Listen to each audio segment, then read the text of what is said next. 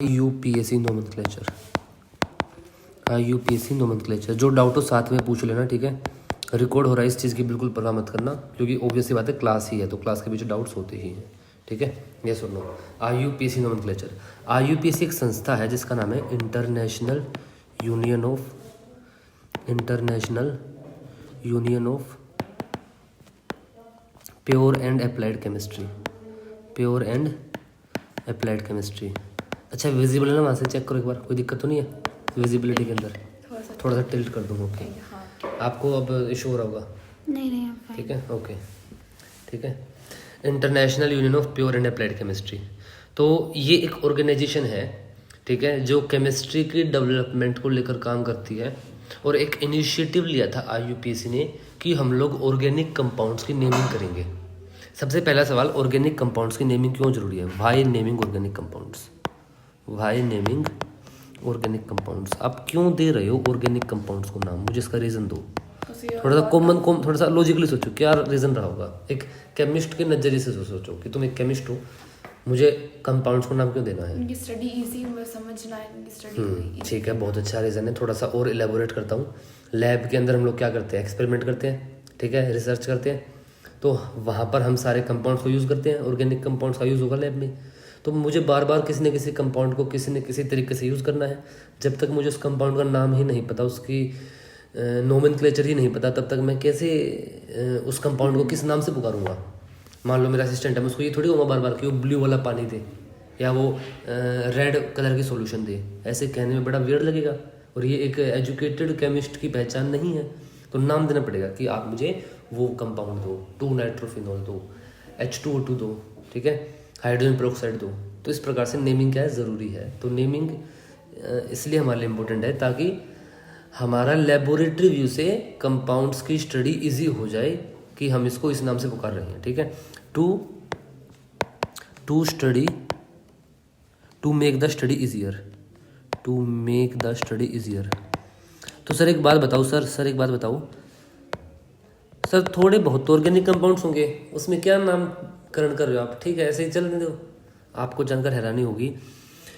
Approximately 16 crore से ज़्यादा organic compounds हमारे पास हैं। इससे ज़्यादा ही है, इससे कम नहीं है। कुछ वैज्ञानिकों का तो कहना है कि इनफाइनाइट है। तुम किसी भी ऑर्गेनिक कंपाउंड में 1 कार्बन 2 कार्बन जोड़ दो, नया ऑर्गेनिक कंपाउंड बन जाएगा। किसी के अंदर से ये हटा दो, वो लगा दो, क्लोरीन डायब्रोमीन लगाया, तो ऑर्गेनिक कंपाउंड्स इनफाइनाइट है, ख़त्म ही नहीं हो सकते। कुछ लोग बोलते हैं कि 100 करोड़ से ज़्यादा है, 200 करोड़ से ज़्यादा है, ठीक है। तो ऑर्गेनिक कंपाउंड इतने सारे हैं, तो इतने सारे कंपाउंड्स हैं, तो बिना नेमिंग के बात नहीं बनेगी। तो हमें कुछ रूल्स यूज़ करने पड़ेंगे ताकि हम लोग नेमिंग करें और अपनी केमिस्ट्री को आसान बनाएं। येस और नो? तो आज के पहले सवाल का आपको जवाब मिला कि ऑर्गेनिक कंपाउंड की नेमिंग क्यों कर रहे हैं। यस और नो? ऑर्गेनिक कंपाउंड क्या है, कल हम लोगों ने देख लिया था, क्या है बताओ? हाइड्रोकार्बन एंड देयर डेरिवेटिव्स, ठीक है। तो अब नेमिंग क्यों करनी है वो हमने देख लिया। अब IUPAC ने क्या किया, ठीक है, सुनना, ठीक है। टू नेम एन ऑर्गेनिक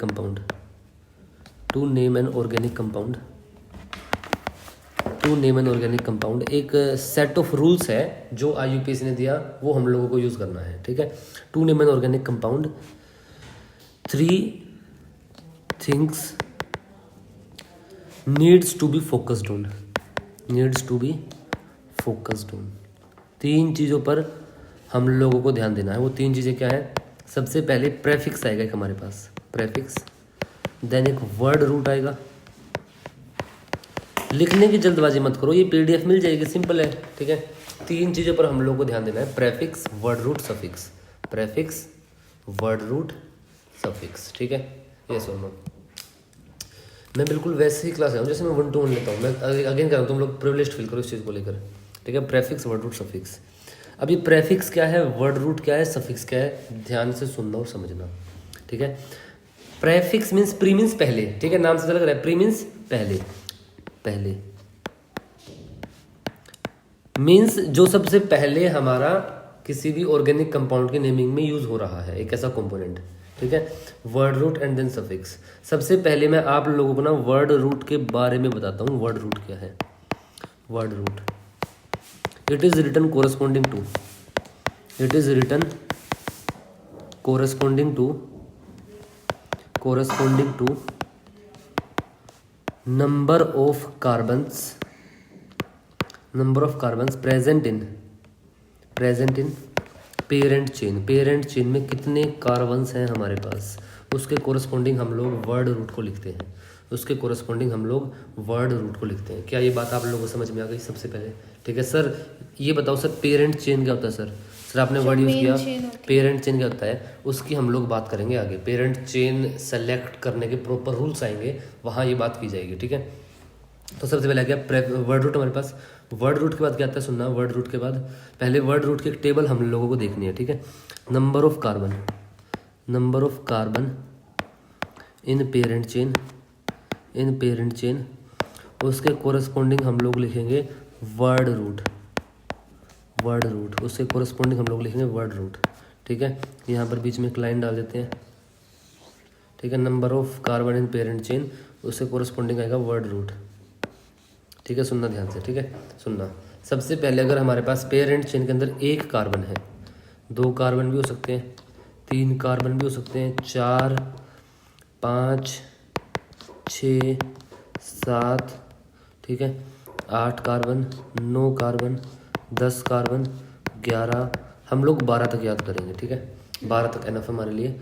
ठीक है, एक कार्बन के लिए जो वर्ड रूट हम लोग यूज़ करते हैं वो होता है मिथ, METH। 2 के लिए इथ होता है, 3 के लिए प्रोप होता है, 4 के लिए ब्यूट होता है, 5 के लिए पेंट होता है। ठीक है, 6 के लिए हेक्स होता है, 7 के लिए हेप्ट होता है, 8 के लिए ऑक्ट होता है, 9 के लिए नोन होता है, 10 के लिए डेक होता है, 11 के लिए अनडेक होता है, 12 के लिए डो डेक होता है। ठीक है, ये वर्ड रूट्स हैं जो हम लोगों को याद कर लेने हैं। सच कहूँ तो ना 10 तक भी काम चल जाता है। ठीक है, और ज़्यादा सच कहूँ तो 8 से ज़्यादा वो कभी कहीं यूज़ करता नहीं, बट कभी कभी 9 या 10 भी कर लेता है। ठीक है, तो लेकिन हम लोग थोड़ा सा सेफर साइड के लिए 12 कार्बन तक के क्या करेंगे, वर्ड रूट्स को याद कर लेंगे। ठीक है, ये सुन लो। ठीक है, तो यहाँ पर हम लोगों ने क्या किया है, प्रॉपर यहाँ पे एक ये देख ली है जो चीज़ें यूज़ होंगी हमारे पास। ठीक है, इसको मैं क्लासीफाई करता हूँ, प्रॉपर ऐसे टेबल बन जाती है।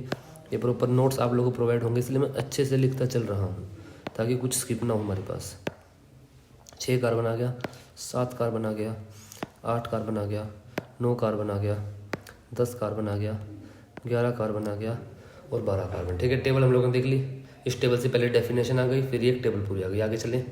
ठीक है, वर्ड रूट अब हम लोगों ने देख लिया। अब मैं आपसे बात करना चाहता हूँ प्रेफिक्स की और सफिक्स की। अब ना प्रेफिक्स भी हमारे पास 2 प्रकार के होते हैं। ठीक है, prefix, primary prefix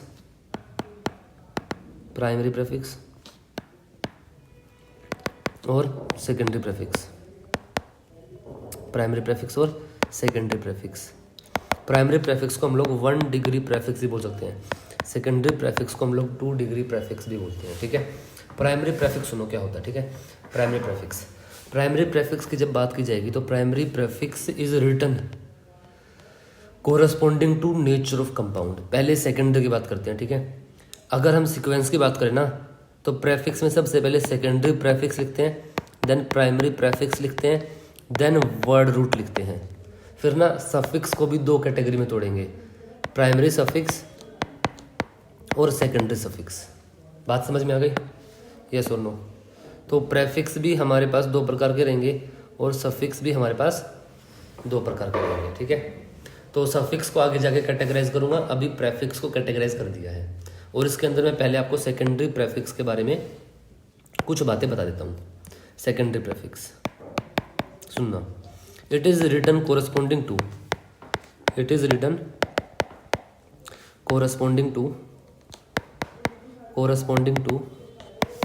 the side substituent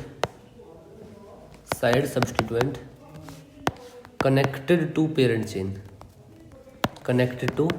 parent chain. Means parent chain से कोई ग्रुप जुड़ा है, उस ग्रुप के लिए हम लोग जो लिखेंगे ना वो सेकेंडरी प्रेफिक्स होगा। क्या आप लोगों की बात समझ में आ गई?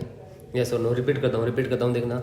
ठीक है, it is written corresponding to the side substituents connected to parent chain. Yes और नो बताओ। ठीक है, मैं एग्जांपल लेता हूँ। मेरे पास क्या क्या सेकेंडरी प्रेफिक्स आ सकते हैं। साइड सब्स्टिट्यूएंट जो जुड़ा है, साइड सब्स्टिट्यूएंट, और उसके कोरस्पॉन्डिंग क्या हम लोग सेकेंडरी प्रेफिक्स यूज़ करेंगे, उससे कोरस्पॉन्डिंग क्या हम लोग सेकेंडरी प्रेफिक्स यूज़ करेंगे। मज़ा आ रहा है? पहले बताओ ये सुनो, कुछ बेटर लग रहा है? नॉर्मल क्लास से डिफरेंस लग रहा है? हाँ सर बहुत ज़्यादा, क्योंकि वैसी बात है अभी हम लोग एकदम ये हमारी CBSE क्लास है, ये मेन क्लास नहीं है, तो यहाँ पे डिफरेंस तो पड़ेगा ही। ठीक है, तो सबसे पहले यहाँ पे NO2 ग्रुप अगर आ जाए हमारे पास, ठीक है, मान लो NO2 कोई ग्रुप है जो कि पेरेंट चेन से जुड़ा हुआ है, तो वहाँ पर सेकेंडरी प्रेफिक्स यूज़ करेंगे नाइट्रो। ठीक है, हेलोजन आ जाए कोई तो यूज़ करेंगे हेलो। जैसे एग्जांपल लेता हूँ मैं, Cl आ जाए तो क्लोरो, Br आ जाए तो ब्रोमो, ब्रोमो, फ्लोरो, आयोडीन आ जाए तो आयोडो, आयोडो, ठीक है, फ्लोरीन आ जाए तो फ्लोरो, CH3 आ जाए तो, देखो CH3 के कोरस्पॉन्डिंग जब एक कार्बन था तो वर्ड रूट क्या था बताओ? इट, एक कार्बन के कोरस्पॉन्डिंग वर्ड रूट क्या था? मिथ, मिथ, तो ये हो जाएगा मिथाइल। क्या हो जाएगा? मिथाइल। बताओ CH2 CH3 आ जाए तो कितने कार्बन है? 2, तो क्या हो जाएगा? इथाइल। यस और नो? ठीक है, अगर आ जाए NO तो क्या हो जाएगा? Nitroso, nitroso. अगर आ जाए OCH3 तो क्या हो जाएगा? मिथोक्सी। एक कार्बन है ना और ऑक्सीजन है तो मिथ ऑक्सी। OCH2 CH3 आ जाए तो इथॉक्सी, इथॉक्सी। बोलो ये बात समझ में आ गई आप लोगों को? ये बात समझ में आ गई आप लोगों को? ठीक है, तो ये चीज़ हो गई यहाँ पे। ठीक है, इसको भी अगेन हम क्या करते हैं, प्रॉपर टेबुलर फॉर्म में रिप्रेजेंट कर लेते हैं, टेबुलर फॉर्म में कंप्लीट कर लेते हैं। हरे कलर से कर देते हैं इस बार बाउंड्रीज को अलग। ये थोड़ा सा कट गया। हाँ हाँ,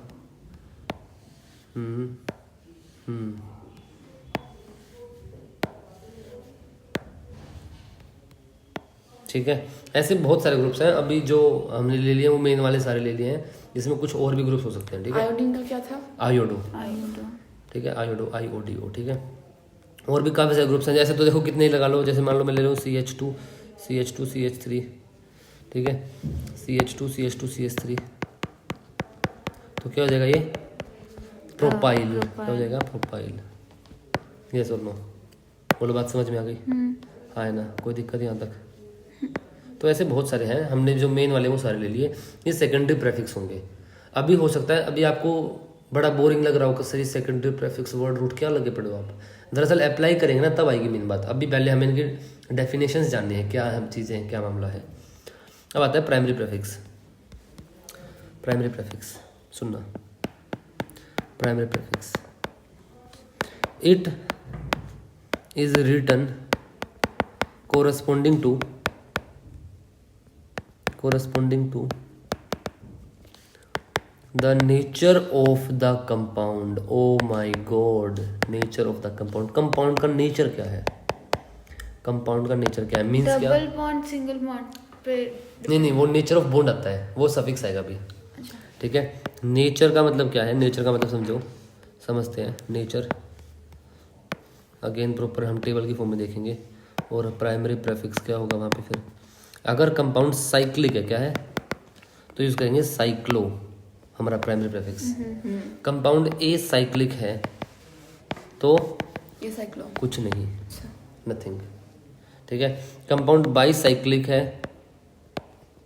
तो बाई साइक्लो।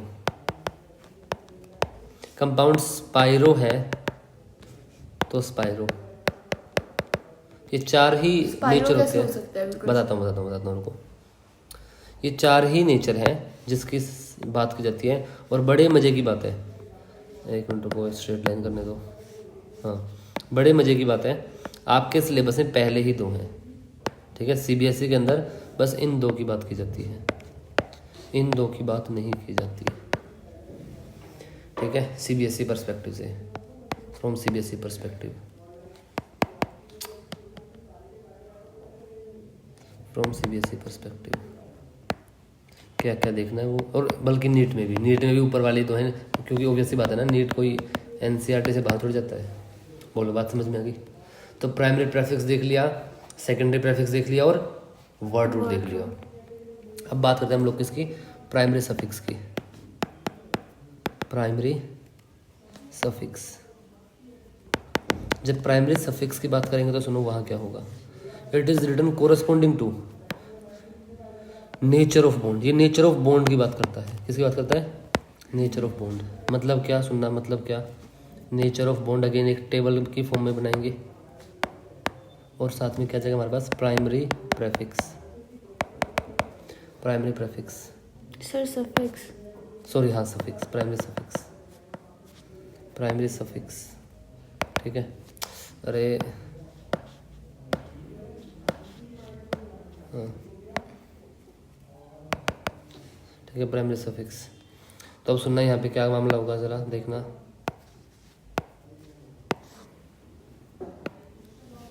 सुनना, ठीक है। अगर हमारे पास क्या है, एल्केन है, क्या है, alkane means all bonds are sigma. अगर ज़्यादा बेटर तरीके से लिखें, all bonds are sigma, all bonds are sigma, कोई पाई बॉन्ड नहीं है, तो क्या आएगा, प्राइमरी सफिक्स एन, ठीक है। If one pi bond is present तो क्या जाएगा, इन, ठीक है। If two pi bonds are present between same atoms, ये वर्ड बहुत जरूरी है, बिटवीन सेम एटम्स मीन्स दो एटम्स हैं, उन दोनों के बीच में दो पाई बॉन्ड है। अगर अलग अलग होगा तो बताता हूँ। आइन क्या जाएगा, आइन, एल्काइन है ना, यस और no. If two pi bonds between different atoms we have, मतलब जैसे कि सी डबल बॉन्ड सी, बाद में इस प्रकार से आ रहा है मामला, तो क्या आएगा ये, डाई इन, क्योंकि एल्किन ही तो है और पाई बॉन्ड तो है, तो यह आ जाएगा यहाँ पे डाई इन, क्योंकि एल्किन है, ठीक है। तो दो पाई बॉन्ड से एक साथ तो एल्काइन हो गया, अलग अलग तो डाई इन हो गया, एक पाई बॉन्ड प्रेजेंट तो इन हो गया, यहाँ पे इन हो गया यहाँ पे, ठीक है। आगे चले, अगर कार्बन और नाइट्रोजन 3 बॉन्ड बना रहे हैं तो क्या होगा, कार्बन और नाइट्रोजन 3 बॉन्ड बना रहे हैं तो क्या होगा, लाइक 2 पाई बॉन्ड। बेटा वो देख फंक्शनल ग्रुप होता है, उसको बोलते हैं साइनाइड, ठीक है। वो फंक्शनल ग्रुप होता है, उसकी करेंगे बात हम अलग से, उसके हम लोग बात करेंगे अलग से, ठीक है। तो इसको भी हम प्रॉपर कंप्लीट कर लेते हैं।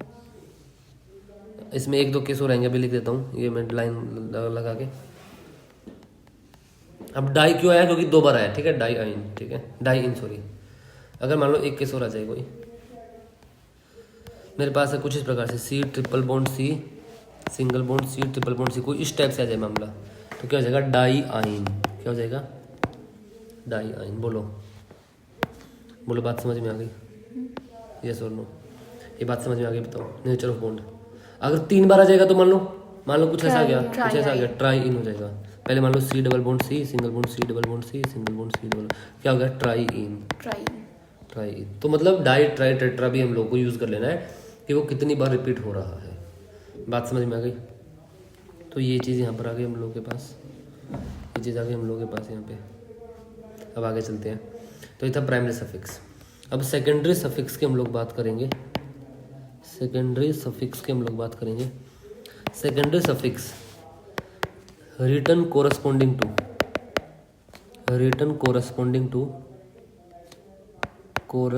टू प्रिंसिपल फंक्शनल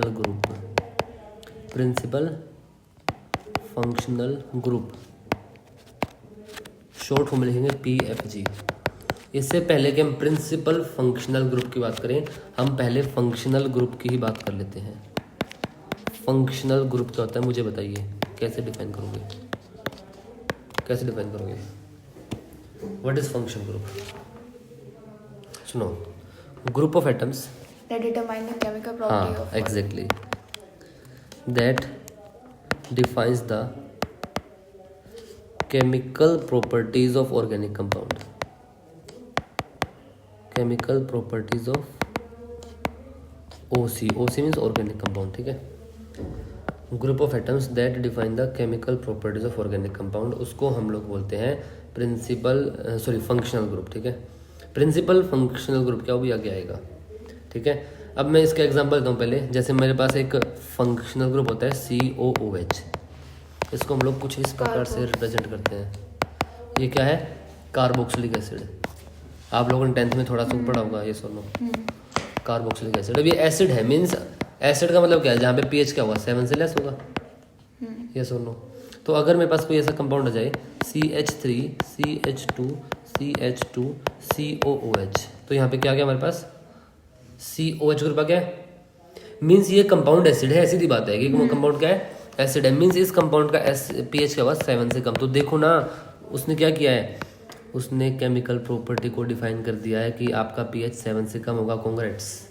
मीन्स ये एक एसिड है, सिंपल सी बात है। इस पूरे कंपाउंड को एसिड बना दिया ना इसने, पूरे कंपाउंड क्या बना दिया? एसिड। तो क्या किया इसने? पूरे कंपाउंड की केमिकल प्रॉपर्टी को डिफाइन कर दिया।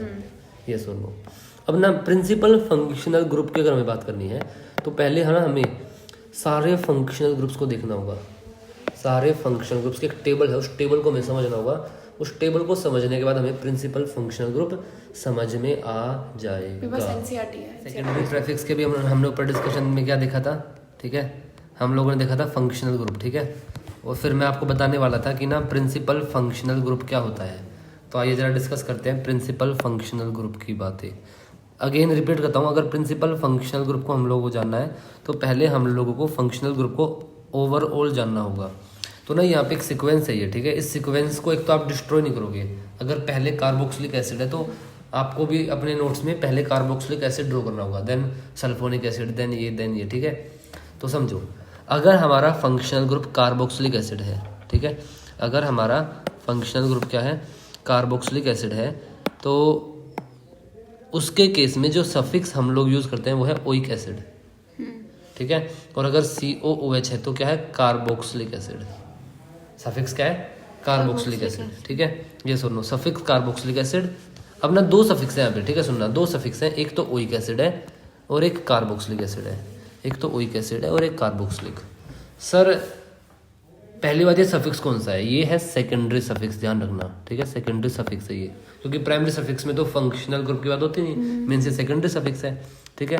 तो दो सफिक्स हैं, हमें कब कौन सा सफिक्स यूज करना है वो हम लोग देखेंगे, ठीक है। मैं बता देता हूँ कब कौन सा यूज करना है, हल्का सा, ऑल्दो क्वेश्चंस में ज़्यादा अच्छे से समझ में आएगा, बट एक बार हल्का सा देख लो, ठीक है, एक बार देख लो हल्का सा।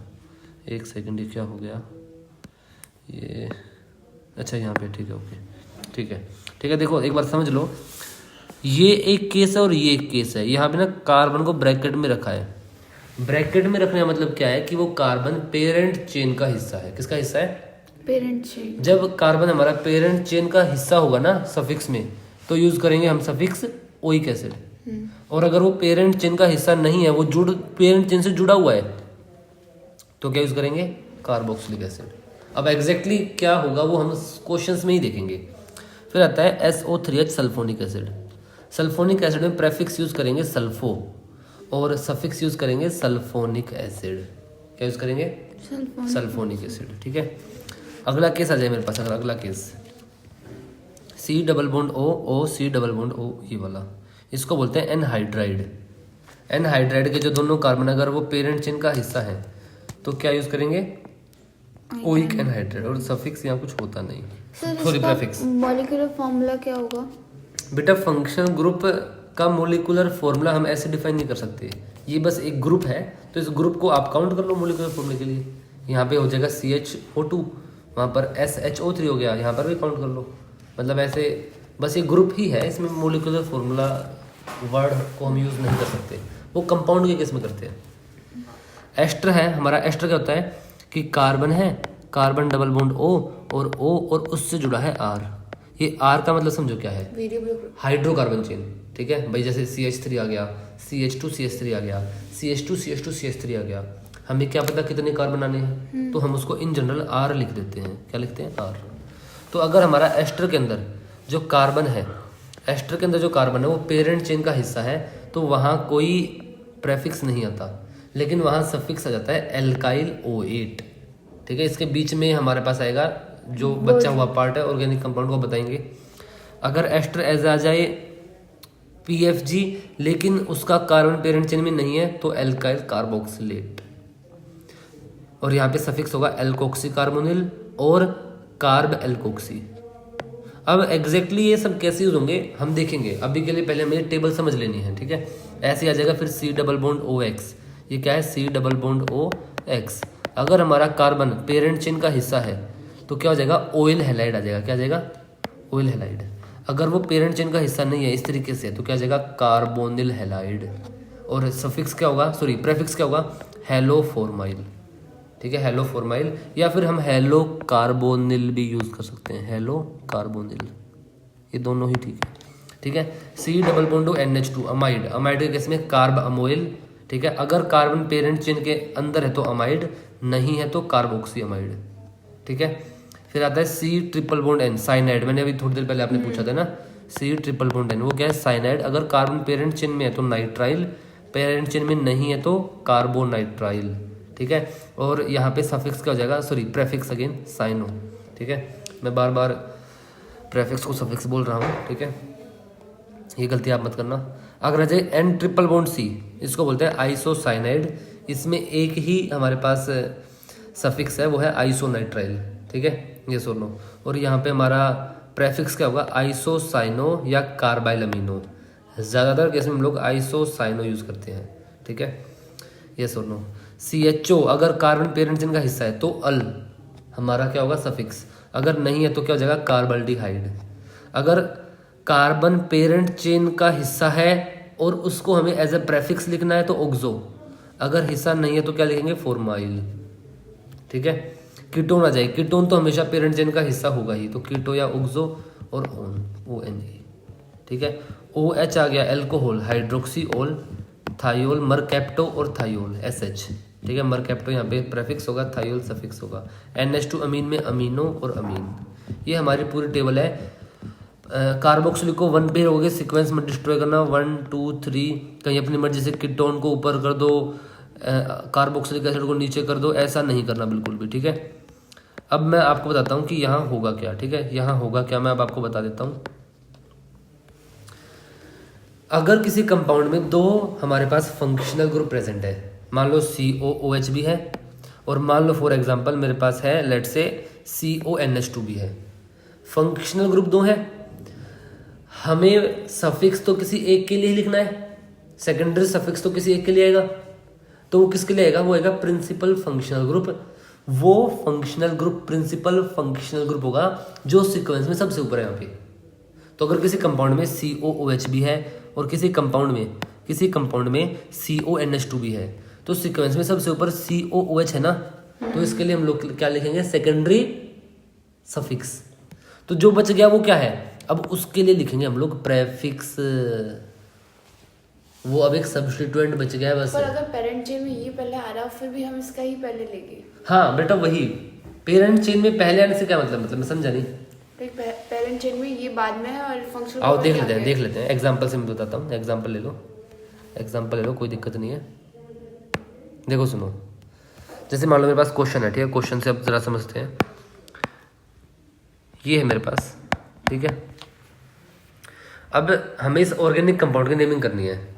इसमें बस एक कार्बन चेन है, हमें सबसे पहले पेरेंट चेन सेलेक्ट करनी होती है। मैंने अभी सिखाया नहीं है, मैं सिखाऊंगा, बट अभी के लिए मैं बता देता हूँ कि हमारे पास ना ये चेन पेरेंट चेन है, ये जो पूरी चेन है ना ये पेरेंट चेन है हमारे पास। ये सुन लो, बताओ इसमें कितने कार्बन है?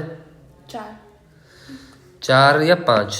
1 2 3 4 5 कार्बन है। क्या यहाँ पर कोई साइड सब्स्टिट्यूएंट है जो पेरेंट चेन से जुड़ा है? नहीं बेटा, ये जो COH है तो इसी पेरेंट चेन में आ गया ना कार्बन। ये सुन लो, क्या यहाँ कोई डबल या ट्रिपल बॉन्ड है? नहीं। तो एल्केन है तो प्राइमरी सफिक्स क्या होगा बोलो? प्राइमरी सफिक्स क्या हो जाएगा? एन हो जाएगा। अब यहाँ पे क्या कोई फंक्शनल ग्रुप है? COH, तो क्या हो जाएगा secondary suffix? Oic acid. Oic क्यों होगा? क्योंकि जो हमारा कार्बन है वो पेरेंट चेन का हिस्सा है। क्या यहाँ कोई साइड सब्स्टिट्यूएंट? नहीं। तो सेकेंडरी प्रेफिक्स कुछ नहीं होगा। कंपाउंड का एसाइक्लिक है तो प्राइमरी प्रेफिक्स भी कुछ नहीं होगा। बोलो, बात समझ में आ गई? और कितने कार्बन है? 5। तो वर्ड रूट क्या हो जाएगा?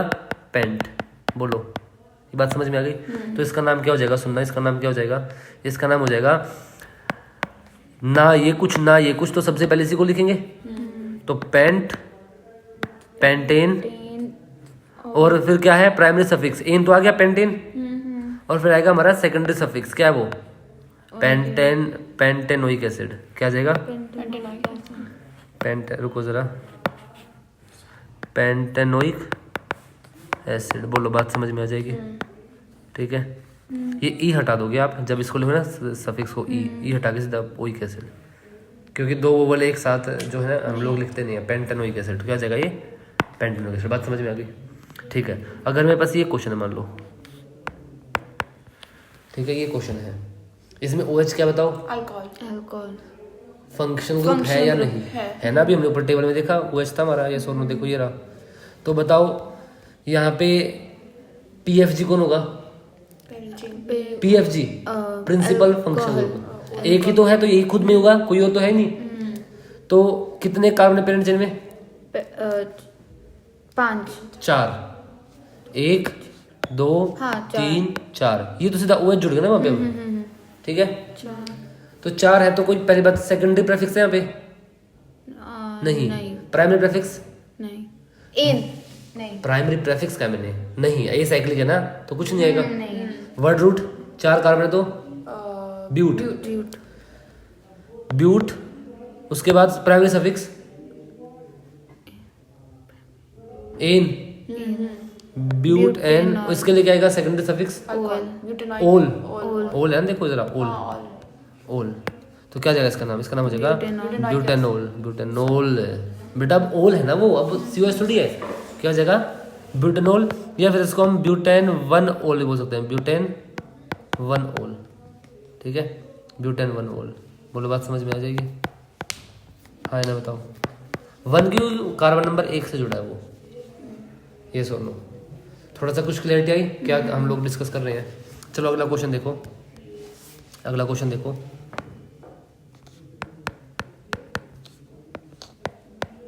क्या होगा, अब देखो मैं बताता हूँ, मैं हेल्प करता हूँ थोड़ा सा। प्राइमरी फंक्शन ये होगा, हमारी ये चेन पेरेंट चेन है, ठीक है, ये चेन क्या हमारी पेरेंट चेन है। ठीक है, मैं पेरेंट चेन सेलेक्ट करना सिखाऊंगा, बट अभी हमें थोड़ा सा फंक्शनल ग्रुप की क्लैरिटी लानी है, इसलिए मैं बता रहा हूँ। ये पेरेंट चेन है, बताओ PFG कौन होगा, ये होगा, तो ये 1 2 3 4 5 नंबरिंग कर दूं, नंबरिंग भी हमें आगे चले करनी, अभी मैं कर रहा हूँ आपकी हेल्प के लिए। बताओ सेकेंडरी सफिक्स किसके लिए लिखा जाएगा, कार्बोक्सिलिक सीक्वेंस में सबसे ऊपर कौन है बताओ, दोनों में COH, अल्कोहल में और COH में COH है, तो सेकेंडरी सफिक्स किसके लिए लिखेंगे, COH, इसके लिए हम क्या लिखेंगे सेकेंडरी सफिक्स। अब बात ये है फंक्शनल ग्रुप तो ये भी है, तो इसके लिए क्या लिखेंगे, इसका प्रीफिक्स लिखेंगे, हाँ इसका प्रेफिक्स लिखेंगे, सेकेंडरी प्रेफिक्स में आ जाएगा अब ये, क्योंकि अब ये क्या है, अब ये सिर्फ एक साइड सब्स्टिट्यूएंट बच गया है। जब तक वो नहीं था तो अकेला था, तो तब उस केस में सफिक्स लिखेंगे, लेकिन जब 2 आ गए तो किसी एक को चूज करना पड़ेगा। मैंने इसको चूज किया, क्यों चूज किया, क्योंकि सीक्वेंस में ऊपर आता है। तो क्या नाम हो जाएगा इसका बताओ, इसका नाम क्या हो जाएगा, सबसे पहले क्या लिखते हैं बताओ, सबसे पहले वर्ड रूट, सीक्वेंस में सबसे पहले पूरा नाम क्या, secondary prefix plus primary prefix plus word root plus primary suffix plus, तो सबसे पहले क्या आएगा सेकेंडरी प्रेफिक्स, क्या आएगा सबसे पहले, इसका सेकेंडरी प्रेफिक्स क्या है, ऑल, बता देता हूँ हाइड्रोक्सी, ओल तो सफिक्स है, देख लो देख लो देख लो यहाँ पे देख लो, देखो हाइड्रोक्सी है, ओल तो सफिक्स है, तो क्या आएगा हाइड्रोक्सी। तो क्या मैं लिख दूं इसका सबसे पहले इस प्रेफिक्स आएगा 3 हाइड्रोक्सी लिख दूं, क्योंकि सबसे पहले तो प्रेफिक्स आएगा। अब कंपाउंड ए साइक्लिक है तो प्राइमरी प्रेफिक्स नहीं आएगा, वर्ड रूट क्या होगा 3 हाइड्रोक्सी पेंटेनोइक एसिड, बोलो यस और नो, बात समझ में आ गई। तो PFG का मतलब समझ में आ गया, PFG समझाने के लिए मैंने ये एग्जांपल्स लिए हैं। सर एक क्वेश्चन है, अगर यहाँ पे COH नहीं होता और ये ऐसे साइड चेन में OH होता तो क्या होता फिर, तो इसके लिए PFG ही लिखेंगे, लो ले ले ले लेते हैं, लो ये लो ये लो ये लो, ये क्वेश्चन है, कहाँ है इसका नाम बताओ, ठीक है इसका नाम बताओ। नहीं मतलब मेरा क्वेश्चन जो है बेसिकली ये है कि ये क्या ये भी पेरेंट चेन का पार्ट बन जाएगा। बेटा कार जो हमारी पेरेंट चेन है वो सिर्फ कार्बन की ही पेरेंट चेन हो सकती है, उसमें कोई और आइटम आ नहीं सकता। ठीक है, लिख देता हूँ, ठीक है नोट, ठीक है note, parent chain can have carbons only, वो सिर्फ कार्बन्स की चेन है, सिर्फ कार्बन्स की, उसमें कोई और आइटम नहीं आ सकता, ये सुन लो ठीक है। इसमें तो मैंने लिया था पहले वाले में, कहाँ लिया इसमें बेटा, ये पेरेंट चेन यहाँ से देखो, यहाँ से शुरू होके ये इतनी पेरेंट चेन है, ये मैंने उसको लिया ही नहीं, हमने वर्ड रूट क्या यूज किया, ब्यूट यूज किया ना, मीन्स ये 4 ही कार्बन है, ठीक है। तो अब इसका नाम देखते हैं, ठीक है। नंबरिंग कर ले 1 2 3 4 5। तो क्या नाम होगा? नाम मुझे मिस्ट्री बेटा आप बताओ, नहीं रुको आप बताओ पहले क्या नाम होगा। इसका होगा पेंटे सबसे पहली बात OH के लिए क्या लिखेंगे? प्रेफिक्स की सफिक्स? सफिक्स सफिक्स क्योंकि वो अकेला है, secondary suffix. Pentanol secondary prefix है ही नहीं कोई, प्राइमरी प्रेफिक्स है ही नहीं कोई, तो सबसे पहले वर्ड रूट पेंटेन थ्रीओल, पेंटेन थ्रीओल। करता है लाइक प्रीफिक्स लाइक। हाँ दोबारा बोलो क्या आपने? एक प्रीफिक्स कैसे देखते हैं लाइक सब्स्टिट्यूट लाइक क्या लाइक होता है लाइक क्राइटेरिया क्या? हाँ बता रहा हूँ उसी बता रहा हूँ, कोई नहीं, धीरे धीरे प्रैक्टिस करो तो समझ में आएगा। पहले ये समझ में आएगा, इसके लिए सफिक्स के लिए समझ में आएगा। सबसे पहले आप ये देख लो कि जो कंपाउंड दिया गया है उसमें कौन कौन फंक्शनल ग्रुप्स है। अब देखो जैसे मैंने टेबल बनाई थी थोड़ी देर पहले आप लोगों को, ठीक है, जैसे ये टेबल है यहाँ पे, अब ये जितने ग्रुप्स है ना ये सब फंक्शनल ग्रुप्स नहीं है, ये सब जितनी चीजें हैं ये सब क्या है, ये सब क्या है, ये फंक्शनल ग्रुप्स नहीं है। इसमें कोई भी, हाँ इसमें है एक दो चीजें बट ये एज ए प्रेफिक्स लिखी गई है, ठीक है। जैसे मैं पीछे देख लेता हूँ, पीछे लाता हूँ आप लोग को, ये है। जब भी कहीं आपको ये दिख जाए तो ये सब क्या होंगे, ये सब प्रेफिक्स है। अगर कंपाउंड के अंदर हमारे पास फंक्शनल ग्रुप्स भी हैं तो आप कोई टेबल धीरे धीरे पढ़ोगे तो समझ में आ जाएगा कि कौन से फंक्शनल ग्रुप्स होते हैं।